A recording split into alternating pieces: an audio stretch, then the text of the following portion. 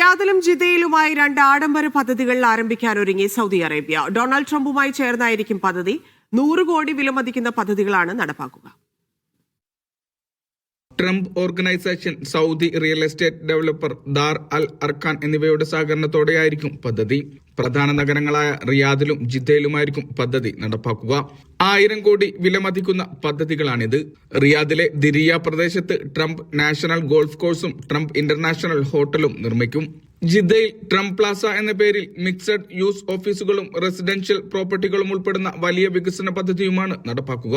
അടുത്ത 4 മുതൽ 5 വർഷങ്ങൾക്കുള്ളിൽ പദ്ധതി പൂർത്തിയാകും. നേരിട്ടുള്ള വിദേശ നിക്ഷേപം ആകർഷിക്കുകയാണ് പദ്ധതിയുടെ പ്രധാന ലക്ഷ്യം. ഈ മാസം മുതൽ സൗദി അറേബ്യയിൽ നിയുക്ത പ്രദേശങ്ങളിൽ വിദേശികൾക്ക് ആദ്യമായി സ്വത്ത് ഉടമസ്ഥാവകാശം അനുവദിക്കാനുള്ള പദ്ധതിയും പ്രഖ്യാപിച്ചിട്ടുണ്ട്. Vishal Cherpulassery, media 1, Riyadh.